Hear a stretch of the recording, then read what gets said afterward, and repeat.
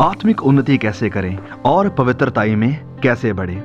देखिए, हम आत्मिक उन्नति करते हैं जैसे जैसे हम प्रभु यीशु मसीह के नक्शे कदम पर चलना शुरू कर देते हैं। और ये सारी प्रोसेस उसी वक्त शुरू हो जाती है जब हम परमेश्वर से उद्धार यानी साल्वेशन का गिफ्ट रिसीव करते हैं। और सबसे पहले हम परमेश्वर के अनुग्रह में बढ़ते हैं, जैसे कि लिखा है दूसरा पतरस अध्याय 3 और उसके वचन 18 में। पतरस लिखते हैं, पर हमारे प्रभु और उद्धारकर्ता यीशु मसीह के अनुग्रह और पहचान में बढ़ते जाओ।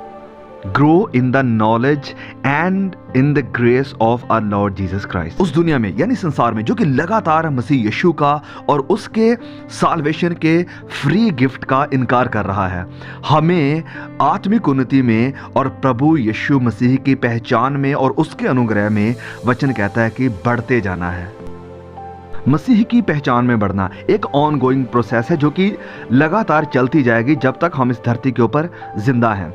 ये हमारे शारीरिक तौर पर बढ़ने के जैसा ही है। जैसे कि हम जन्म लेते हैं उस वक्त से हम बढ़ना, ग्रो होना शुरू कर देते हैं, ऐसे ही जब हम उद्धार को पाते हैं तो हम मसीह यीशु में और उसके अनुग्रह में और उसकी पहचान में बढ़ना शुरू कर देते हैं। इसी टॉपिक को, इसी बात को संत पौलुस बहुत ही ज़्यादा क्लियर करते हैं फिलिप्पी कलीसिया को लिखते हुए अध्याय 3 वचन 13 और 14 में कि हे भाइयों, मेरी भावना ये नहीं कि मैं पकड़ चुका हूं या ऑलरेडी पहुंच चुका हूं, परंतु केवल ये एक काम करता हूं कि जो बातें पीछे रह गई हैं उनको भूलकर आगे की बातों की ओर मैं बढ़ता हुआ निशाने की ओर दौड़ा चला जाता हूं, ताकि उस इनाम को पाऊं जिसके लिए परमेश्वर ने मुझे मसीह यीशु में ऊपर बुलाया है। कोई शायद ये सवाल करे कि संत पौलुस तो एक मैच्योर क्रिश्चियन थे, तो वो तो बिल्कुल प्रभु यीशु की पहचान में परफेक्ट होंगे। लेकिन संत पौलुस कहते कि नहीं, अभी नहीं, मैं अभी तक वहां पर नहीं पहुंचा हूं और मैं उस निशाने की ओर बढ़ता चला जाता हूं और मैं अभी परफेक्ट नहीं बना हूं जैसे खुदावंद यीशु मसीह मुझे चाहते हैं। और वो कहता है कि वो तभी होगा जब हम उसे रूबरू देखेंगे, उसे आमने सामने देखेंगे। और तब तक हमें लगातार उसकी पहचान में और उसके अनुग्रह में बढ़ते चले जाना है।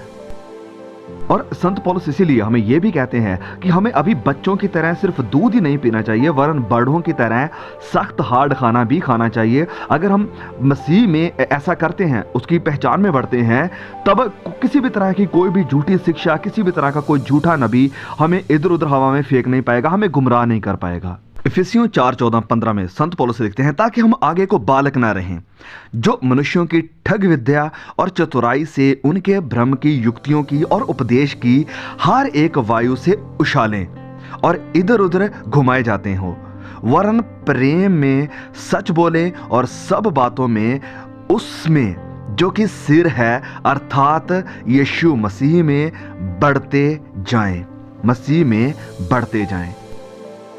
तो हम मसीह यीशु की पहचान में बढ़ेंगे कैसे, उसे जानेंगे कैसे? उसके बारे में पढ़ के, और लिखा कहाँ है पवित्र वचनों में, कलाम में, प्रभु यीशु मसीह के बारे में। और जब हम वचनों को खुद पढ़ना, उसमें बढ़ना शुरू कर देंगे तो हमारे लिए बहुत ही आसान हो जाएगा उन सारी झूठी शिक्षाओं को रिकॉग्नाइज करना, पहचानना जो कि वचनों के मुताबिक नहीं है। बैंकर्स अपने कर्मचारियों को ट्रेन करते हैं नकली नोट पहचानने के लिए। और वो उन्हें ट्रेन कैसे करते हैं? उन्हें असली नोट देकर, असली नोटों के साथ उनकी पहचान करवाकर उन्हें उनसे जांच करवाते हैं। और जब वो पूरी तरह से ट्रेन हो जाते हैं असली नोटों में, तो जैसे कोई नकली नोट या नकली सिक्का उनके सामने आता है तो वो तुरंत पकड़ लेते हैं कि ये असली नहीं है। और यही वो काम है जो हम मसीहों को करना चाहिए। हमें वचनों के साथ इतना ज़्यादा घुल मिल जाना चाहिए, वचन हमारे अंदर इतना ज़्यादा समा जाना चाहिए कि जैसे कोई झूठी शिक्षा, कोई गलत प्रचार, किसी भी तरह की गलत डॉक्ट्रिन हमारे सामने प्रीच होती हैं तो हम तुरंत पकड़ लें कि नहीं, ये गलत है, वचनों में ऐसा कुछ नहीं है। अब हम वचनों की स्टडी सिर्फ इसीलिए नहीं करते हैं ताकि हम बड़े बुद्धिमान हो जाएं या सिर्फ गलत शिक्षाओं को ही पकड़ना है हमें, नहीं, वो भी जरूरी है। लेकिन हम वचनों की स्टडी इसलिए भी करते हैं ताकि हम वचनों से ये सीख सकें कि परमेश्वर को खुश करने के लिए या परमेश्वर की इच्छा के मुताबिक हम कैसे चलें।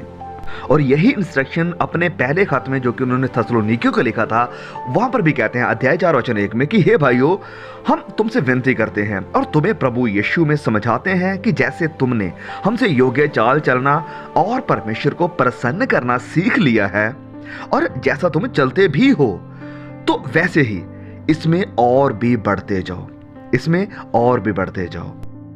सिंपली कहें तो संत पौलुस यहां पर कह रहे हैं कि जो वचन आपने सीखा है उस वचन को अब अनुमति दें कि वो आपकी मदद करे कि अब आपको परमेश्वर को प्रसन्न करते हुए इस जिंदगी में कैसे जीना है। तो आत्मिकता में बढ़ने के लिए ये कोई एक दिन का काम नहीं है जो कि बस हमें कर देना है, नहीं, ये हर दिन की प्रोसेस है, जैसे कि मैं कई बार कहते आ रहा हूं। सो हमें इस दौड़ में बार बार इस चीज का जिक्र आता है वचनों में कि हमें इस दौड़ को दौड़ना है धीरज के साथ और दृढ़ता के साथ। आत्मिक उन्नति के लिए अगर आप सच में सीरियस हैं कि आप आत्मिकता में बढ़ना चाहते हैं तो आप क्या करेंगे, आपको क्या करना होगा? सबसे पहली बात, वचनों से शुरुआत करें, बाइबल को पढ़ना, बाइबल की स्टडी करना, फिर दुआ करना, प्रार्थना करना। तीसरी बात, किसी संगति का, फेलोशिप का हिस्सा बनना। चौथी बात, उपवास करना। पांचवी बात, सुनिए ध्यान से, पांचवी बात, भाइयों बहनों से सीखना। जहां से भी आपको सीखने को मिले, वो लोग जो कि आपकी आत्मिक उन्नति में आपकी मदद करें, जो कि वचनों को समझने में आपकी मदद करें, जो कि और भी आपको प्रभु यीशु के करीब लेकर जाएं, जो कि आपकी मदद करें कि अगर आप गुनाह में गिर भी जाते हैं तो फिर से आपको उठाएं। उन भाइयों से सीखना जो कि आपको वचनों की सच्चाई बताएं और आपको आत्मिक उन्नति में आगे लेकर जाएं। उनसे सीखिए, बढ़ते जाइए। और आत्मिक उन्नति की एक खूबसूरत बात यह भी है कि पवित्र आत्मा जो कि प्रभु यीशु मसीह की तरफ से एक मददगार के रूप में हमें दिया गया है, वो हमारी मदद करता है कि ये सारे डिसिप्लिन जिनका हमने जिक्र किया है कि वो हमारी मदद करे कि हम इन्हें पूरा कर सकें और खुदा में पवित्रता में बढ़ते जाएं। हम पवित्र आत्मा की मदद मांगे कि वो हमें बाइबल समझने में मदद करे, प्रार्थना में हमारी मदद करे, उपवास में हमारी मदद करे, हमारी जो संगति फेलोशिप है उसमें हमारी मदद करे। जिनसे भी हम सीखते हैं उन्हें भी पवित्र आत्मा गाइड करे, क्योंकि जब हम पवित्र आत्मा के ऊपर पूरी तरह से रिलाय करते हैं, निर्भर करते हैं, तो वो पवित्र आत्मा हमें नया मसा देता है। वो फिर पूरी चीज़ों को हैंडल करता है और हमें अपने वचनों की सच्चाई में लीड करता है, गाइड करता है। प्रभु यीशु खुद कहते हैं यूहन्ना रचित सुसमाचार अध्याय 16 वचन 13 में कि जब वह अर्थात सच्चाई का आत्मा आएगा तो तुम्हें सब सत्य का मार्ग बताएगा। वो तुम्हें सच्चाई का रास्ता बताएगा। वो बताएगा कि सच्चाई का रास्ता कौन सा है। वो बताएगा, वो हमारी मदद करेगा कि सच्ची शिक्षा कहाँ पर है। वो हमारी मदद करेगा कि कहाँ सच्चाई का प्रचार हो रहा है। जब हम सच्चाई को जान लेंगे, सच्चाई जो कि हमें वचन बताता है कि ये संसार और सारी संसार की ख्वाहिशें तो खत्म होती जाती हैं, फिर हम उस चीज के लिए मेहनत करेंगे जो सदा के लिए रहेगी। सदा के लिए क्या रहेगा? हमारी आत्मा जो हमेशा के लिए रहेगी, और ये शरीर और शरीर की ख्वाहिशें सब एक दिन खत्म हो जाएगी। और जब हम सच्चाई को जान लेंगे कि आत्मा सदा के लिए रहेगा, इसे हमेशा के लिए जीना है, तो फिर हम इसके ऊपर मेहनत करना शुरू कर देंगे। और शरीर की ख्वाहिशें, संसार की ख्वाहिशें, हम इनके खिलाफ लड़ना शुरू कर देंगे और इसमें पवित्र आत्मा हमारी मदद करेगा और फिर हमारी आत्मिक उन्नति होती चली जाएगी। मेरे प्रिय भाइयों और बहनों, पवित्र आत्मा की चाहत रखें। पवित्र आत्मा के साथ अपना रिश्ता, अपना रिलेशन मजबूत करें, स्ट्रॉन्ग करें, क्योंकि जब आप पवित्र आत्मा की अगुवाई में चलेंगे, पवित्र आत्मा के साथ एक होकर चलेंगे, तो आप पवित्रताई में बढ़ना शुरू कर देंगे। क्योंकि ऐसा कभी नहीं हो सकता है कि आप प्रभु यीशु को सामने रख के साथ ही साथ गुनाह करते जाएं। नहीं, क्योंकि जब पवित्र आत्मा को लीड करेगा तो वो आपको प्रभु यीशु दिखाएगा। लेकिन जब आप पवित्र आत्मा की गाइडेंस में नहीं हैं तो आप गुनाह की तरफ जाएंगे और पवित्रता से दूर चले जाते जाएंगे। लेकिन जब आप पवित्र आत्मा के साथ मोहब्बत रखते हैं, पवित्र आत्मा के साथ रिलेशन में हैं, पवित्र आत्मा की गाइडेंस में हैं, तो आप पवित्रताई में उन्नति करते जाएंगे, ग्रोथ को पाते जाएंगे। जब हमारा पवित्र आत्मा के साथ रिश्ता मजबूत हो चुका है, जब हमारा प्रभु यीशु मसीह के साथ रिश्ता मजबूत हो चुका है, तो फिर हम गुनाह करने से डरेंगे। क्यों डरेंगे? क्योंकि ये हमारे रिलेशन को तोड़ेंगे। यस, जब हम गुनाह करते हैं, जब हम कोई पाप करते हैं, तो हम कोई रूल नहीं तोड़ रहे हैं, किसी भी तरह का कोई नियम नहीं तोड़ रहे हैं, वरन गुनाह करते वक्त हम प्रभु यीशु मसीह का दिल तोड़ रहे हैं। जिसने हमारे साथ इतनी मोहब्बत करी कि अपने पिता का क्रोध अपने ऊपर ले लिया, कि अपने पिता से दूरी को सहने का निर्णय ले लिया और अपने लहू का कतरा कतरा दे दिया ताकि हम बच जाएं। लेकिन अगर हम फिर गुनाह की तरफ भागते हैं, उसी गुनाह को चाहते हैं जिस गुनाह के लिए प्रभु यीशु ने अपनी जान दी, अपना लहू दिया, पिता से दूरी को सहा, तो उसका दिल टूटेगा, उसका दिल टूटेगा।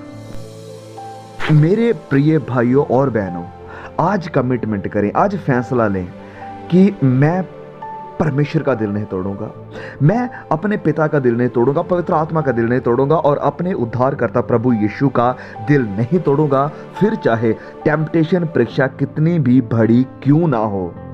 मैं पवित्र आत्मा की आज्ञा में, अगुवाई में चलूंगा। और आप मेरे जवान भाइयों, मेरी बहनों, आज मेरी दुआ है आप सब के लिए कि आपको ये मैसेज प्रभु यीशु के और ज़्यादा करीब लेकर जाए और गुनाह से दूर लेकर जाए। जब आप प्रभु यीशु के करीब आएंगे तो वो भी आपके करीब आएगा और अपना काम आपकी ज़िंदगी में करना, आपके परिवार में करना, आपकी कम्युनिटी में, आपके देश में, आपके गांव में करना शुरू करेगा। तो अगर आपने इस वीडियो से, इस मैसेज से आशीष को पाया है, ब्लेसिंग को पाया, तो प्लीज़ इस मैसेज को अपने तक ही ना रखना, वरन इसे और भी बहुत से हमारे जवान भाई बहनों तक, अपने दोस्तों के साथ शेयर जरूर करें, अपने चर्च मेंबर्स के साथ शेयर करें। और मेरी दुआ है कि ये मैसेज हम सभी जवान भाई बहनों के लिए एक बड़ी उन्नति का कारण बने। नाउ अगर आप हमें सपोर्ट करना चाहते हैं, प्लीज़ चैनल को सब्सक्राइब करें, वीडियोज़ को शेयर करें और हमारे चैनल को शेयर करें और भी बहुत सारे जवान भाई बहनों तक प्रभु यीशु का ये संदेश पहुँच सके। So, see you again. God bless you all. Amen.